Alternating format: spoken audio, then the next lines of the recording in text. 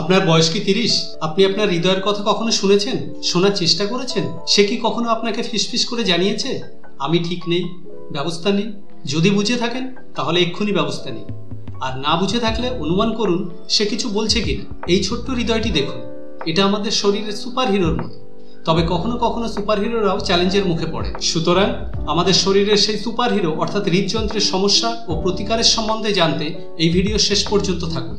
বিশ্বে 1/3 মানুষের মৃত্যুর জন্য দায়ী হার্ট অ্যাটাক। প্রতি 5 সেকেন্ডে একজন মানুষ এই রোগের শিকার হচ্ছে। বিশ্ব স্বাস্থ্য সংস্থার মতে কার্ডিওভাস্কুলার রোগের কারণে প্রতি বছর প্রায় 17.9 মিলিয়ন মানুষ মারা যায়। 2023 সালের তথ্য অনুসারে ভারতের পরিসংখ্যানও উদ্বেগজনক, যে কারণে স্বাস্থ্য দপ্তরের উদ্যোগে প্রাথমিক স্বাস্থ্য কেন্দ্রগুলিতে বাধ্যতামূলক এবং বিনামূল্যে এই রোগের টেস্ট ও চিকিৎসার সুবন্দোবস্ত করা হয়েছে।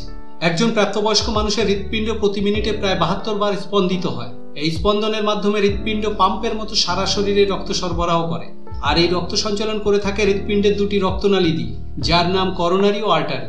হার্ট বা হৃদযন্ত্রের কার্যক্রম সঠিকভাবে পরিচালিত হওয়ার জন্য হার্টে পর্যাপ্ত রক্ত সরবরাহ দরকার হয়। হার্টে রক্ত সরবরাহকারী রক্তনালী যদি বন্ধ হয়ে যায় এবং এর ফলে যদি রক্ত হার্টে পৌঁছাতে না পারে, তাহলে হার্টের মাংসপেশিতে পর্যাপ্ত অক্সিজেন পৌঁছাতে পারে না এবং রক্ত জমাট বেঁধে যায়, আর তখনই হয় হার্ট অ্যাটাক।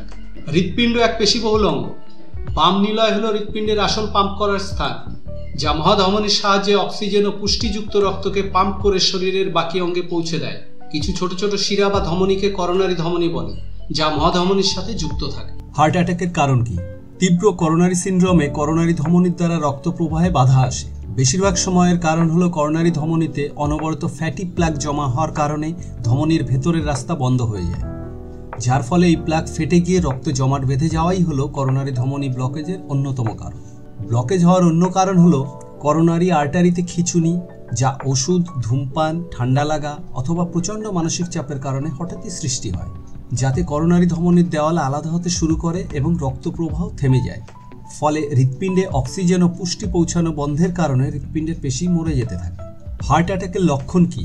বুকের মাঝ বরাবর ব্যথা। হার্ট অ্যাটাকের প্রথম উপসর্গই হচ্ছে বুকে ব্যথা। বুকের ডান বা বাম পাশে ব্যথা হবে না, একেবারে বুকের মাঝ বরাবর ব্যথা হবে। একে সেন্ট্রাল চেস্ট পেইন বলে থাকেন চিকিৎসকেরা। এই ব্যথা ক্রমাগত বাড়তে থাকবে, মনে হবে যেন বুকের মধ্যে কেউ ছুরি চালাচ্ছে বা বুকের মধ্যে হাতি পাড়া দিচ্ছে, এবং বুকের হাড় ভেঙে যাচ্ছে, সাথে বুক ধড়ফড় বা প্যালপিটেশন থাকবে। ব্রিটিশ হার্ট ফাউন্ডেশনের তথ্য অনুযায়ী বুকের তীব্র ব্যথার সাথে সাথে যদি চরম অস্বস্তিবোধ থাকে, তাহলে দেরি না করে চিকিৎসকের শরণাপন্ন হতে হবে। বেশিরভাগ ক্ষেত্রে বুকের তীব্র ব্যথার জন্য শরীরের অন্য অংশের ব্যথা অনেকে টের পান না। হাত ও ঘাড় ব্যথা। ব্যথা ঘাড়ে ছড়িয়ে পড়লে মনে হবে যেন গলার মাংসপেশি কেউ চেপে ধরেছে। যাদের ডায়াবেটিস থাকে তাদের ব্যথা বোঝার ক্ষমতাটা কম থাকে, যার কারণে তাদের অনেক সময় বড় হার্ট অ্যাটাকের কারণ হয়ে গেলেও তারা টের পান না। যাদের দীর্ঘদিন ধরে ডায়াবেটিস রয়েছে তাদের ক্ষেত্রে আরও বিপদ। ব্রিটিশ হার্ট ফাউন্ডেশনের অধ্যাপক ডেভিড নিউবি বলেন, যদি আপনার বাম হাতে ব্যথা নিচের দিকে নামতে থাকে এবং সেই সাথে গলায় চেপে ধরা ভাব থাকে, তাহলে সেটি হার্ট অ্যাটাকের সমস্যার লক্ষণ। এই ব্যথা যদি চলে না যায় আর এর আগে যদি হার্টের কোনো রকমের সমস্যা হয়ে থাকে, তাহলে দেরি না করে চিকিৎসকের কাছে যেতে হবে। তার মতে, যদি গলায় কোনো কিছু আটকে থাকার অনুভূতি হয়, সেই সাথে গলা ধরে আসে, কোনো কিছু গিলতে সমস্যা হয়, ব্যথা অনুভূত হয়, তাহলে সেটি হার্ট অ্যাটাকের লক্ষণ। এছাড়া যদি চোয়ালো পিঠে ব্যথা অনুভব হয়, তাহলে সেটি হার্ট অ্যাটাকের লক্ষণ হতে পারে। মহিলাদের মধ্যে এই উপসর্গ বেশি দেখা দেয়। উচ্চ রক্তচাপের ইতিহাস। গর্ভকালীন সময়ে এই অবস্থা হার্ট অ্যাটাকের সম্ভাবনাকে বাড়িয়ে তোলে। শ্বাসকষ্ট।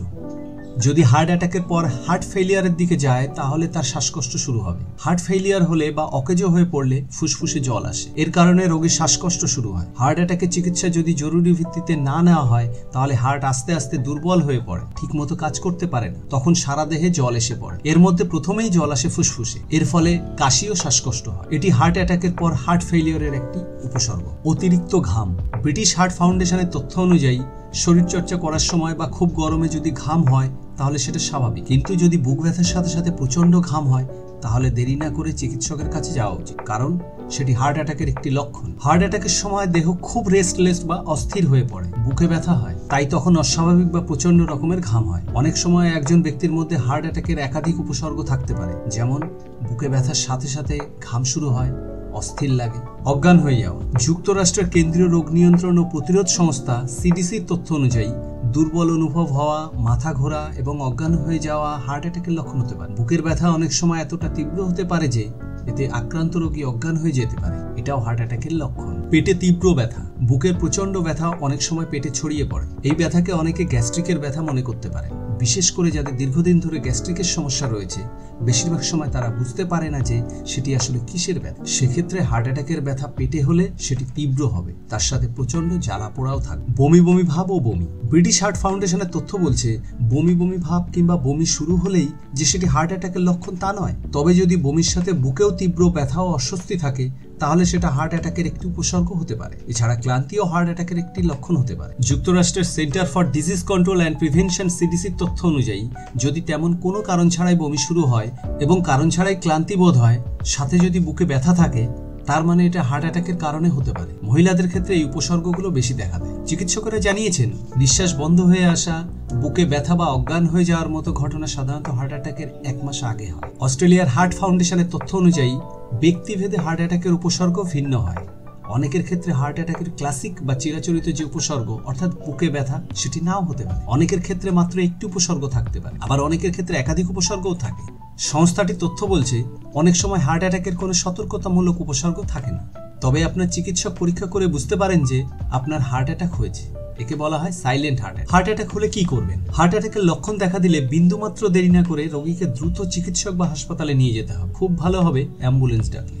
ব্রিটিশ হার্ট ফাউন্ডেশনের এক গবেষণায় বলা হয়েছে চিকিৎসা পেতে 1 ঘন্টা দেরির জন্য মৃত্যুর হার বেড়ে যায় 10%। রোগীকে শক্ত জায়গায় হাত পা ছড়িয়ে শুইয়ে দিন এবং গায়ের জামা কাপড় থাকলে আলগা করে দিন। যদি আক্রান্ত ব্যক্তির শ্বাস প্রশ্বাস বন্ধ হয়ে যায় তাহলে কৃত্রিম উপায়ে শ্বাস প্রশ্বাস চালুর চেষ্টা করতে হবে। রোগীর যদি বমি আসে তাহলে তাকে একদিকে কাত করে দিন যাতে সহজেই বমি করতে পারে। এতে ফুসফুসের মতো অঙ্গে বমি ঢুকতে পারবে না। হার্ট অ্যাটাক কিভাবে ঠেকানো যাবে? দৈনন্দিন জীবনযাপনে পরিবর্তন আনতে হবে। তার জন্য নিয়মিত হাঁটা চলা ও ব্যায়াম করুন। সর্বদা সক্রিয় থাকুন।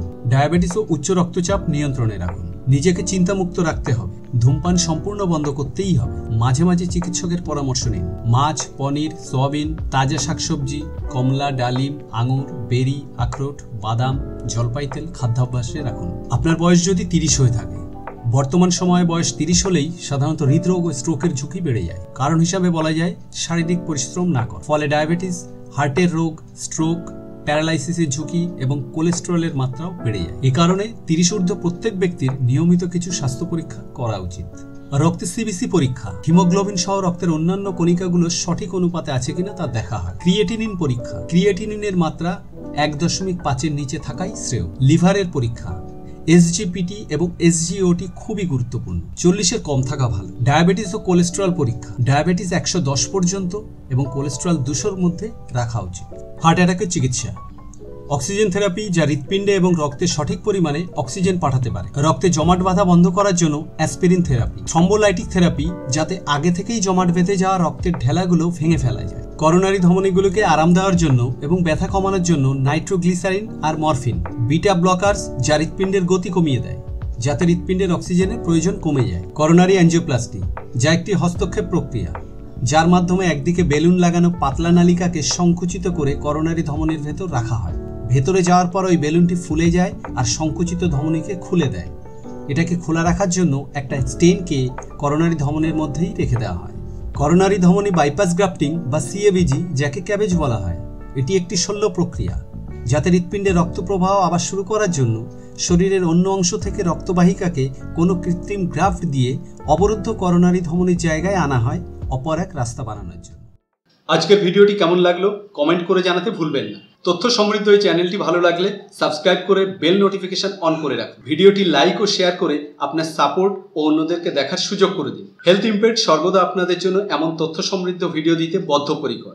ভালো থাকুন, ভালো রাখুন। নমস্কার।